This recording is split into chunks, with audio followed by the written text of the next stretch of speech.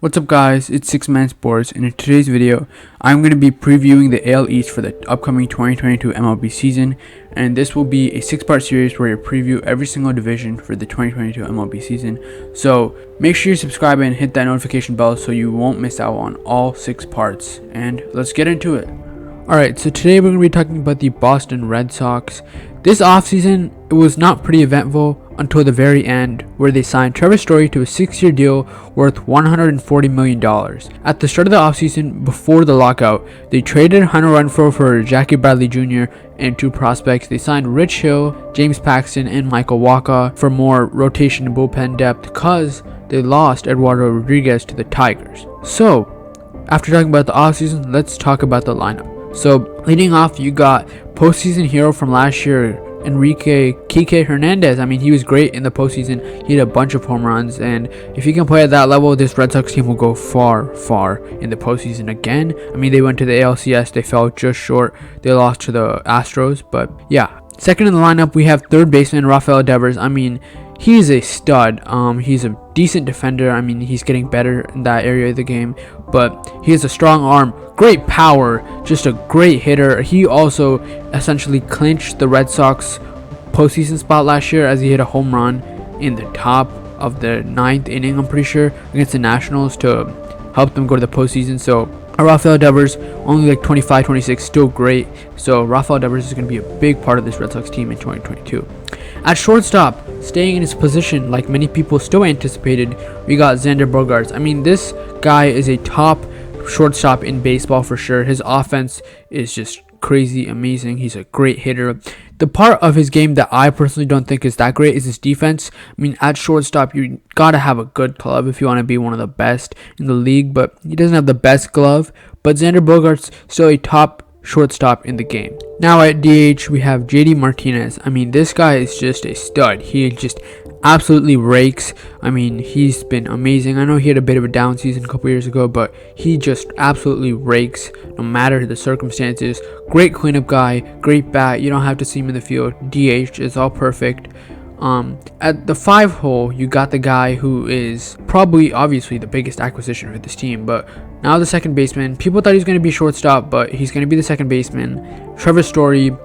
This guy, he has been having a couple down seasons, at least definitely last year, but the power numbers were definitely not as good either. So I think in the AL East ballparks, I mean, I know he played in Coors, which is like the best ballpark to play in, but in the AL East ballparks and with a new team that's going to be much better than the Rockies, who he was single-handedly carrying last year, I think Story's going to have a great bounce-back season and help the Rockies out a lot. Help the Red Sox out a lot. So yeah, Trevor Story. Speaking of guys who need a bounce-back season, let's talk about Alex Raduko. He came over to the Red Sox in the Mookie Betts trade. He had a great 2020 season. In 2021, he cooled off, and at one point, he was hitting down in the lineup like 8 and 9. But he's hitting 7 right here, but I think he would complement, or he's hitting 6, but I think he'll complement the rest of the lineup really well. I'm expecting a good season from Alex Raduko, and yeah, Bobby Dalbeck at first base. He's slightly older than I actually anticipated. He's like 26, 27 years old, but this guy can mash. I mean, his power is crazy. His raw power, like if he puts his bat on a baseball, it's gonna go far. And Bobby Dalbeck, he could improve on the glove in terms of first base, but he'll help out. And having a guy like Bobby Dalbeck as your 7 hitter is just crazy good for a Red Sox team that's going to compete in this tough AL East division for sure.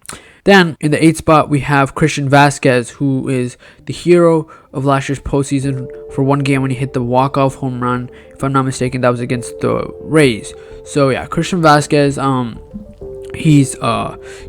show you his hitting from time to time. I like him as a catcher for the Red Sox, and they have Kevin Plawecki off the bench, which I'll talk about more in a bit. He can also help out and pinch hit, you know what I mean? And then in right field, we've got one of the best defenders, and his main part of this team that he'll help out is his glove and his defense. Batting 9th in the lineup, we got Jackie Bradley Jr. I mean, his bat has occasional pop, but his bat is not what attracts you. It's definitely the glove, but he'll still bring a little bit with the bat. But Jackie Bradley Jr. was acquired in the offseason. He came back for Hunter Renfroe, and 2 prospects came along with him. but he got traded for Hunter Renfroe. Jackie Bradley Jr. was on this Red Sox team a couple years ago when they did win the World Series, as were some of these other guys, but it's great to have more postseason experience. And Jackie Bradley Jr. also just played for the Brewers, who were also a good postseason team, so he'll probably help out this Red Sox team and be a good veteran mentor for like upcoming outfielders like Jaren Duran, and I'll get into that later. So now that we've fixed and talked about the lineup, let's go into the bench. Like I mentioned, you have Kevin Plawecki, a catcher. You have Travis Shaw, who's going to be playing some infield. He had a walk-off grand slam for them last year. I remember that. But Travis Shaw originally started his career with the Red Sox, and he's going to be playing some utility infield. He'll do that. And then you can also play utility infield. We have Christian Arroyo. He'll pinch hit in late innings. He'll get some hits. And if he is in the lineup, he'll be hitting in the lower part of the order for sure. And then Jaren Duran, who's a rookie, or he was a rookie last year. He got called up. He showed some of his great speed, and he has occasional pop in his bat. I like him. He's a center fielder / right fielder. He's an outfielder. But yeah, Jaren Duran, I like him. He'll be good, but I don't think he's going to be good enough to start. But they'll be using him in a bunch of different opportunities and using him all around for this Red Sox team. So now that we've talked about the bench and the lineup, let's go ahead and talk about the rotation. So going to opening day, this rotation is going to be headlined by Nathan Eovaldi because Chris Sale is injured for, they said originally like a week's timetable, but now they're saying it's going to be months. So that could be 1 month, 2 months, 3 months. We don't really know. So for the first little bit of the year, it's going to be Nathan Eovaldi who's going to be the main starter, then followed by Nick Pivetta, and then Tanner Houck, who I really like. He's like 25. He's a great young starter. I think he has some great potential to be a great starter in this league. And then you got Rich Hill, who is 42 and still pitching amazing, who they signed in the offseason. And then the fifth spot is a competition between Michael Wacha and Garrett Whitlock. And whoever loses this battle, I think, will be going to the bullpen and be serving as a long relief type role. Garrett Whitlock's so far looked great in spring training, so I personally think the fifth starting role will go to Garrett Whitlock, and Michael Wacha will probably be going to the bullpen as a long relief man. So yeah, let's talk about the bullpen. I mean, this rotation isn't the best, and it's definitely not their strongest part of the team, but a lineup that can mash in an AL East is good. But this rotation is going to be going up against other AL East teams, which I'm not sure how they'll fare given the great ballparks to hit in the AL East, and a rotation without Chris Sale, and a rotation that isn't the best compared to the many strong lineups like the Blue Jays, the Rays, and the Yankees. So the bullpen consists of all-star closer Matt Barnes, Jake Diekman, who they signed in the offseason. Either one of Garrett Whitlock or Michael Wacha, who doesn't win the starting role, will be pushed into the bullpen as a long relief option. Then you got Ryan Brazier, Matt Strahm, and Hirokazu Sawamura, who debuted in the majors last year, and he had some pretty good stuff.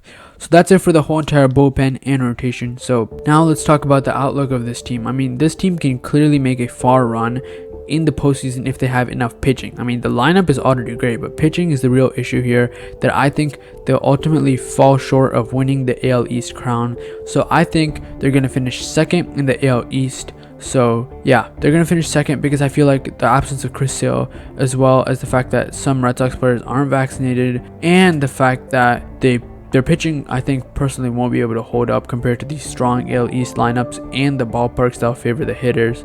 So in these games against the Rays, the Blue Jays, and the Yankees, their starting pitching will eventually fail, and that's going to be one of the reasons I think they'll finish second in the AL East. I mean, this team is still a great team, but just not good enough to get that number 1 seed in the AL East.